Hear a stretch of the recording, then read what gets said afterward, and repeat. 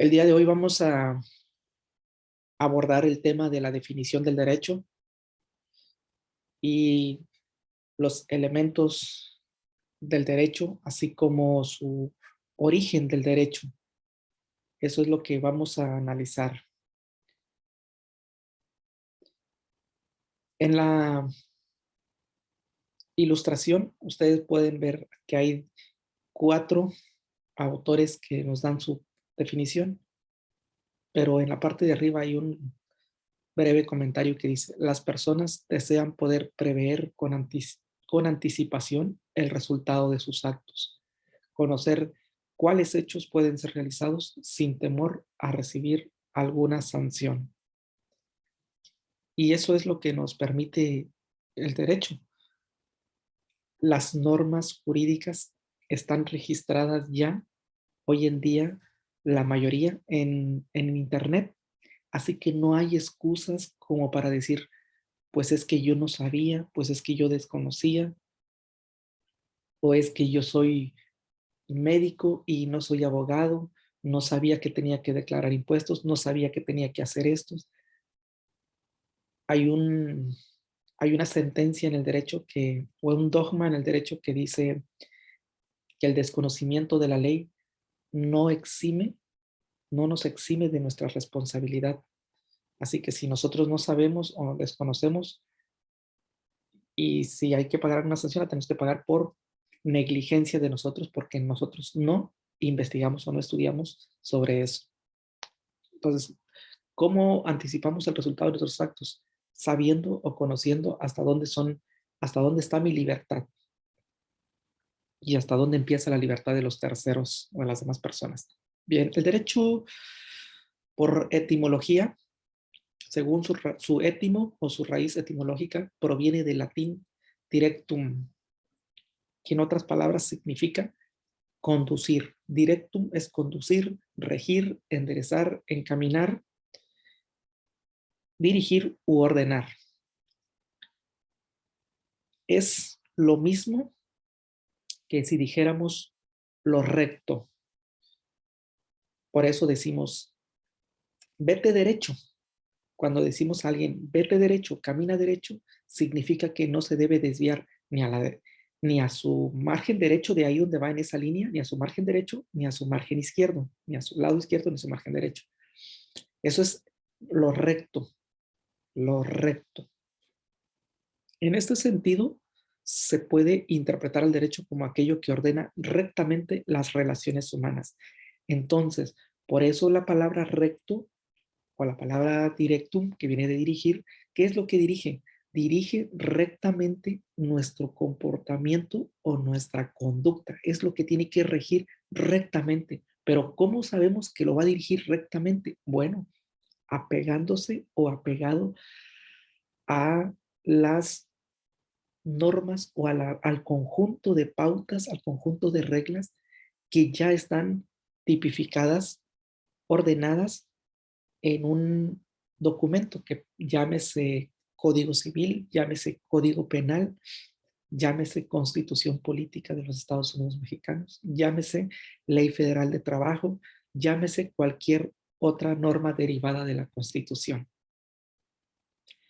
Bien, para Fernando Inestrosa, el derecho es un conjunto de normas o preceptos de conducta cuya existencia de las normas, por supuesto, cuya existencia y efectividad de estas normas son indispensables para la solidez, la armonía de las relaciones sociales. En otras palabras, lo que dice Inestrosa es que este conjunto de preceptos o de normas no son necesarias, sino que son indispensables. Y cuando algo es algo indispensable o muy indispensable, quiere decir que tiene total relevancia. Y si no existiese, sería un caos o un desorden y no se lograría la efectividad del cumplimiento de esas normas. Por eso él dice que son indispensables, que no hay nada que lo pueda sustituir a esas normas para lograr las relaciones armónicas de los seres humanos o de los individuos dentro de un colectivo. Por su parte, para Luis María Olazo, el derecho representa un sistema de normas que coexistiendo con otras normas diferentes, como las sociales, las morales y las religiosas que ya habíamos hablado, este conjunto o este sistema de normas para María Olazo limitan la libertad del hombre. Es lo que les decía hace ratito. Hasta dónde soy libre y hasta dónde empiezan los derechos de las demás personas. Y ordenan su comportamiento en la sociedad con la mira o con el objetivo a seguir un orden social indispensable. También aquí menciona la palabra indispensable para su desarrollo. Quiere decir que si eso no existe, no hay un desarrollo y perfeccionamiento del ser humano. Es decir, que para que nosotros logremos un desarrollo armónico, un desarrollo y una perfección en nuestro, en todo lo que va de lo que es el ser humano como un ser integral, social, profesional, laboral, espiritual, mental, físico, se necesita, según Luis María Olazo, este conjunto o este sistema de preceptos para lograr ese desarrollo. Entre tanto, Castanto Beñas sostiene que el derecho es la recta ordenación de las relaciones sociales mediante un sistema racional de normas de conducta declaradas obligatorias por la autoridad competente por considerarlas soluciones justas a los problemas surgidos de la realidad histórica. Aquí hay otros datos interesantes de lo que menciona Castanto Beñas. Por ejemplo, nos menciona que es la recta ordenación de las normas de las relaciones sociales mediante un sistema racional de normas de conducta. Cuando dice que estas relaciones sociales se tienen que ordenar bajo un conjunto de preceptos racionales, significa que el ser humano, cuando elaboró las normas, al ser humano me refiero al colectivo, al magistrado, al grupo de legisladores que se dedicaron a escribir cuál precepto iban a tipificar, cuáles sí, cuáles no, lo hicieron concienzudamente. Significa que analizaron, que lo racionaron. Esto nos lleva a pensar que deben ser peritos, que deben ser expertos en el tema para poder prescribir ese tipo de normas. Esto supone que no cualquier persona tendría la capacidad o la obligación moral de estar redactando estas normas jurídicas, porque aquí él lo llama, Castanto Beñas llama normas de conducta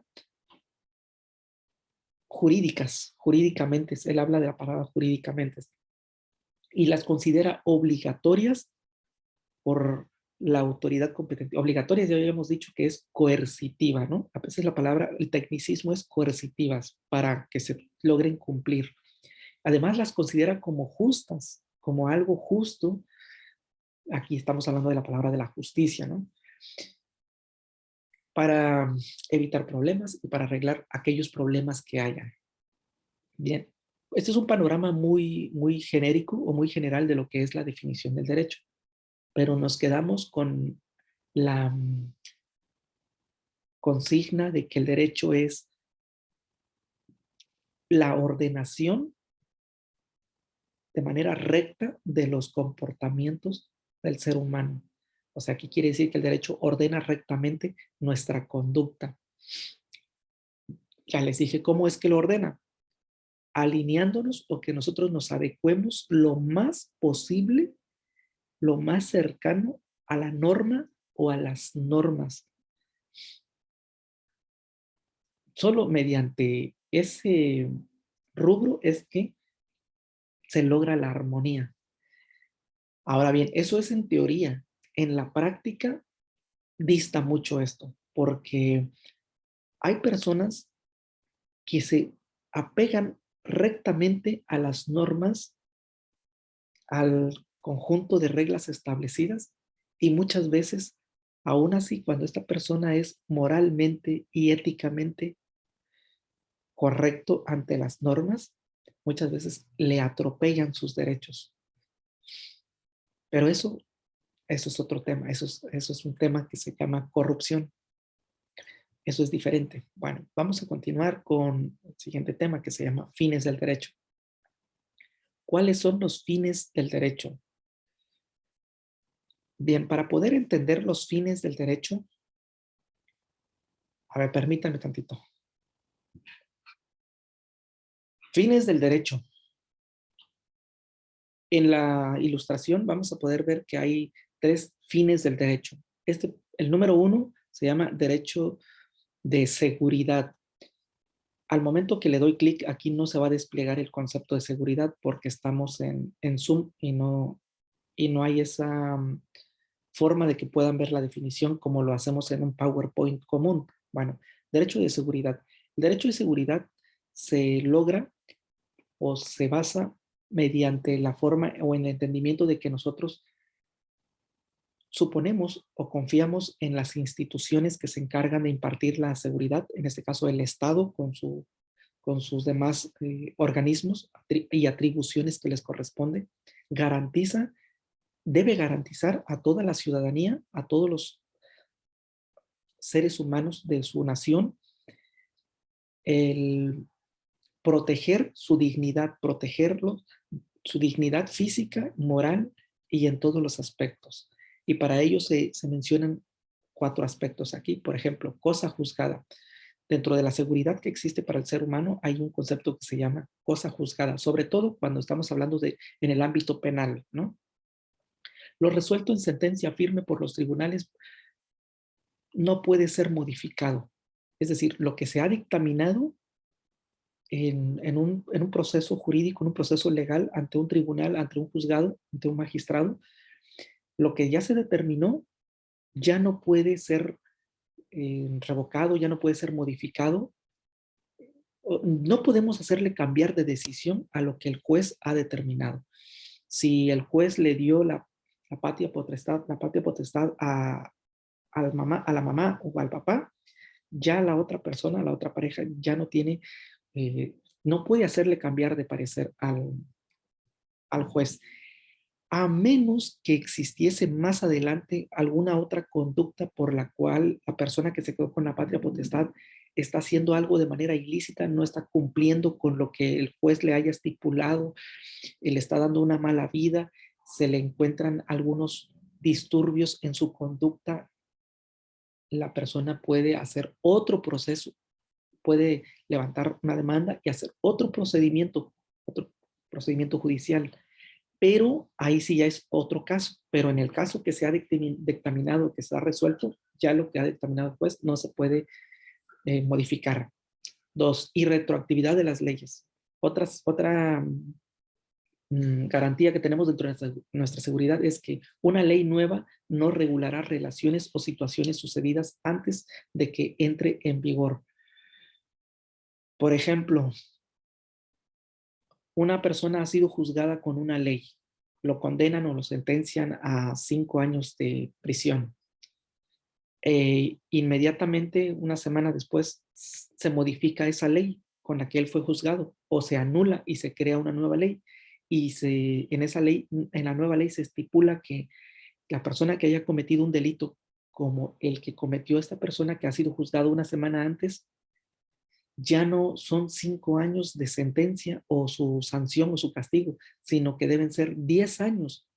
Entonces, la persona que ya ha sido juzgada anteriormente, con esos 5 años, se va a quedar así, cumplir su condena con esos 5 años. O sea que la nueva ley no va a tener vigencia sobre los casos anteriores, aun cuando se hayan cometido ese mismo tipo de delitos que ahí mismo se tipifiquen en esa nueva ley. Ya no tiene vigor. Esa ley solamente tiene vigor, la nueva ley tiene vigor a partir del día en que entra en vigencia, a partir del día de que entra en vigencia en el diario oficial de la Federación, hacia adelante. Pero ojo, más adelante vamos a ver un concepto que se llama vacatio legis. La vacatio legis es, en latín es vacatio legis y en español le llamamos vacaciones de la ley. La vacatio legis, una vez que se ha publicado en el Diario Oficial de la Federación una nueva ley, en cada país hay tantos días que tienen los abogados, contadores o administradores o legisladores para ponerse al corriente de la nueva ley, de la nueva reforma o de la modificación que se hizo. Esto con la finalidad de no afectarles sus quehaceres, sus actividades. Porque si alguien no leyó, no se enteró que hoy se publicó en el Diario Federal de la Federación una nueva ley o una reforma, no es por eso que se le va a atropellar su trabajo o se le va a entorpecer sus labores. Entonces, en cada país hay un lapso que esa ley tiene vacaciones, es decir, que goza de un periodo en el que el abogado, el contador, se pueden tener como perdón de que si no utilizaron la nueva ley y estaban utilizando la vieja ley, se les perdona. En cada país hay 8 días, en algunos países son 8 días, en otros son 14, en otros son un mes, en otros son tantos meses. Aquí en México, por ejemplo, son 3 meses. Después de esos 3 meses de que ya tiene su vacatio legis, de que fue publicado en el Diario Oficial de la Federación, entonces sí, la ley entra con toda su fuerza. Y si tú como abogado o contador no te enteraste de los cambios y las modificaciones que hubo, y si hiciste mal un procedimiento con tu cliente, con tus clientes, ya no hay perdón.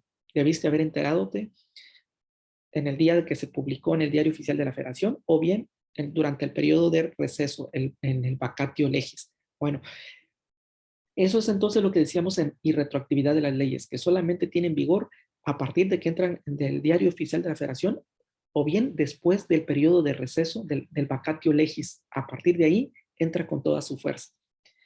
Otra característica de seguridad que tenemos en el derecho como un fin es el respeto de los derechos legítimamente adquiridos, los cuales no pueden ser modificados por el cambio de legislación. Por ejemplo, los derechos humanos que antes se llamaban garantías individuales, que aparecen en la Constitución Política de los Estados Unidos Mexicanos, ahí están todos nuestros derechos de los que nosotros gozamos como ciudadanos y esos no pueden ser cambiados ni modificados por la decisión del presidente o la decisión del Congreso. Se necesitaría la aprobación de los 32 congresos del Estado de la República Mexicana y del presidente para poder hacer una modificación de los derechos humanos o de lo que llamábamos garantías individuales. Y eso es un proceso muy tardado, pero por lo pronto, hasta el momento, no se ha hecho modificación de los derechos humanos y se siguen teniendo, se siguen respetando. Nadie los puede modificar ni cambiar. De hecho, vamos a ver un tema de eso más adelante. Me parece que es en la unidad 4. Y otra garantía de seguridad que tenemos es el conocimiento del derecho o lo que nosotros decíamos hace ratito, lo que yo les comentaba. La ignorancia de la ley no excusa su incumplimiento o su cumplimiento, disculpen, su cumplimiento. Esto nos implica a nosotros que debemos saber o conocer las normas más básicas o las leyes más básicas para poder estar solventes armónicamente, no tener conflictos.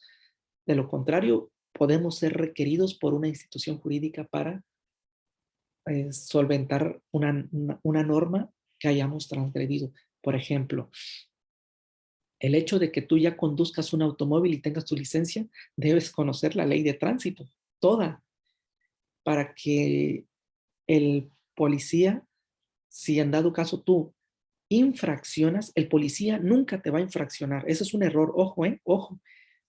Es un error que la mayoría de abogados y gente común y corriente decimos en nuestro lenguaje coloquial, es que el policía me infraccionó. Jamás de los jamases un policía te va a infraccionar ni aquí, ni en China, ni en ningún otro país. Entonces, ¿cuál es la palabra correcta? El policía me sancionó. ¿Y por qué te sancionó? Porque yo infraccioné una ley. Infraccionar significa quebrantamiento de la ley, quebrantar una ley. El policía no te puede hacer quebrantar una ley, a menos que te ponga una pistola en la sien y te esté amenazando y te diga, pásate el semáforo en rojo. Y si te lo pasas, te dejo ir. Pero si no te lo pasas, no te dejo ir. Si te está amenazando para que transgredas una ley, ahí sí, él te obligó a quebrantar la ley, él te infraccionó.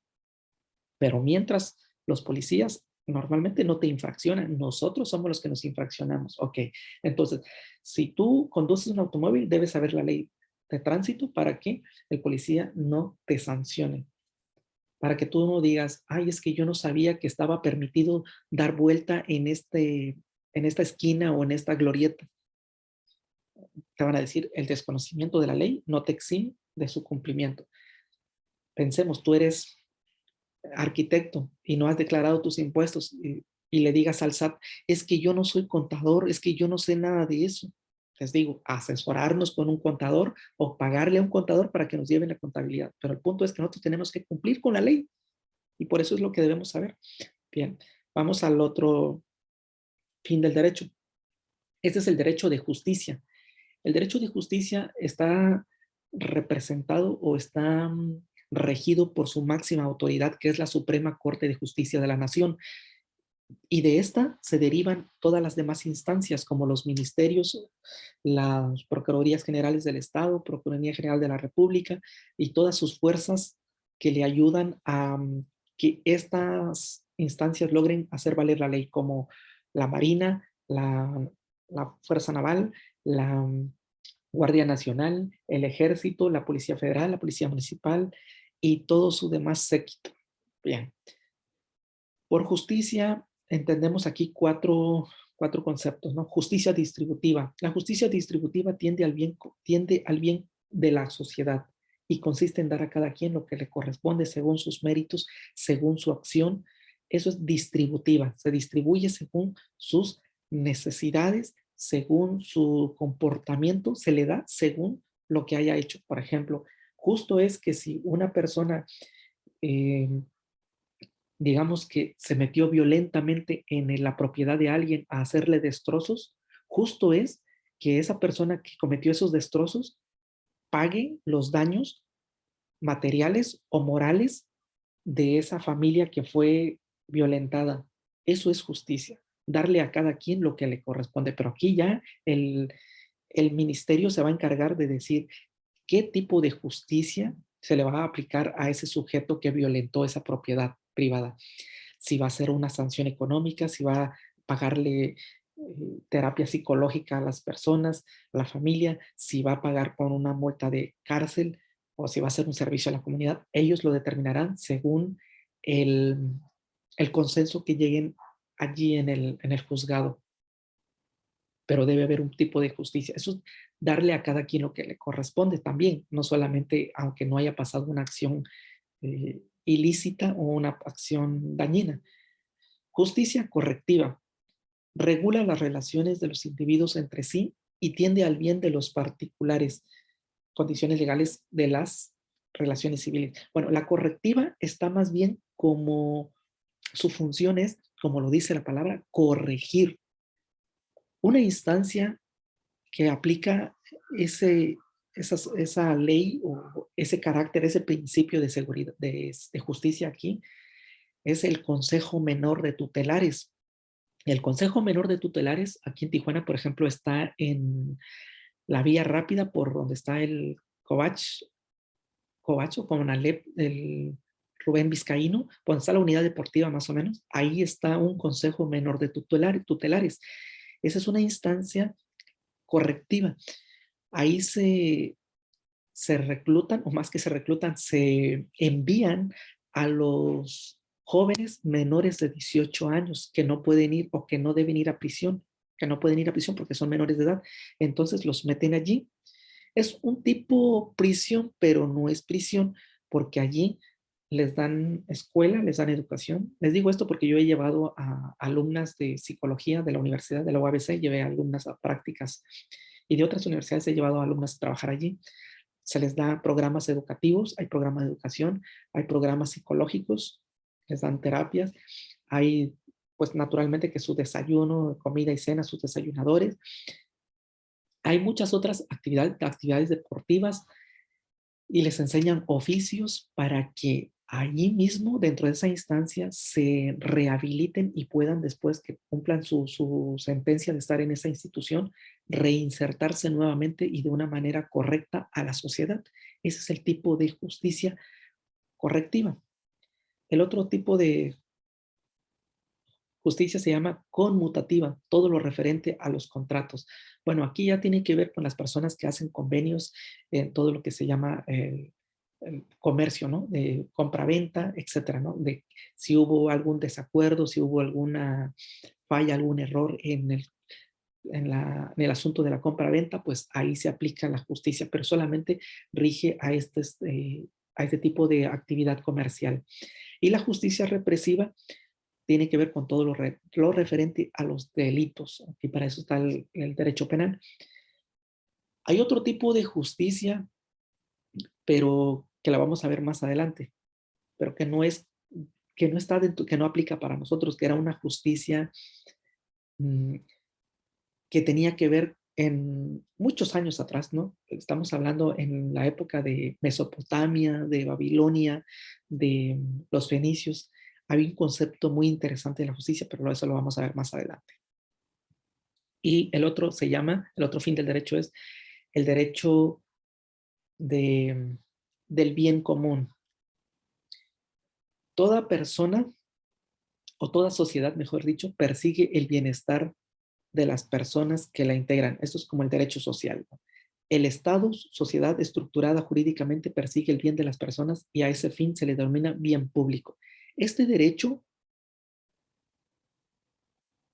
para que se logre, para que logremos el bienestar social, o ya sea a nivel colectivo, ya sea a nivel colonia, a nivel municipio, a nivel ciudad o capital, a nivel estatal o a nivel nacional, para eso, para que se logre ese bienestar del que se habla aquí, el Estado, el gobierno debe garantizar, debe establecer las condiciones necesarias para que los seres humanos logremos ese bien, el derecho social, podremos decirlo de esta manera, ¿no? Esto implica, esto implicaría que para lograr el bien común, el Estado debe poner escuelas públicas, centros de salud, muchos centros de salud, hospitales, es, espacios recreativos como para ir a practicar deporte, como por ejemplo lo que tenemos aquí en las 5 y 10, por donde está la instancia jurídica, la policía. No sé si han visto que hay unas carreteras, perdón, un espacio que tiene pistas para correr, tiene canchas de fútbol, canchas de básquetbol, tiene un domo, no he entrado a ver, pero creo que tiene más establecimientos para practicar el deporte, para la sana convivencia, para el esparcimiento. Entonces, ciertas áreas que están descuidadas se pueden hacer para estos espacios recreativos. Debe también garantizar no solamente las condiciones deportivas, sino también las condiciones sociales, como lo que decíamos, el derecho al acceso a la salud y a la educación, también los derechos culturales, debe tener espacios para que hayan museos, que hayan centros artísticos o que se desarrollen eventos culturales para que el ser humano se desarrolle o pueda alcanzar su pleno desarrollo material y espiritual como persona. Entonces, esto es lo que el Estado debe procurar. Si un Estado, es decir, si el gobierno no procura esto, el ser humano no va a alcanzar su pleno desarrollo no lo va a alcanzar. Entonces, por eso es responsabilidad del Estado que existan esos espacios y todos esos elementos para que las personas alcancen ese desarrollo espiritual, social, moral, profesional y laboral. Si no existen empleos, si no existen las empresas, si no existen las instituciones sociales, si no existen los espacios recreativos, los espacios culturales, los espacios políticos, los espacios académicos, todo eso, cómo una nación, cómo una sociedad va a salir adelante y cómo va a lograr el bien común. No se puede. Entonces, para lograr el bien común se necesitan todas esas instancias y que todos nos apeguemos y nos adecuemos rectamente a esas normas para lograr el bien común. Esto implicaría que cuando yo voy a una empresa a trabajar, estoy produciendo para el país, estoy sirviendo para mi nación, para la patria, estoy sirviendo para mi comunidad, Me beneficio yo porque me pagan un salario quincenal o mensual y se benefician las personas también que están recibiendo el producto o el servicio en esa empresa en la cual yo trabajo. Y todos nos estamos beneficiando como sociedad. Bien, hasta aquí voy a suspender la grabación y continuamos ahorita en otro bloque.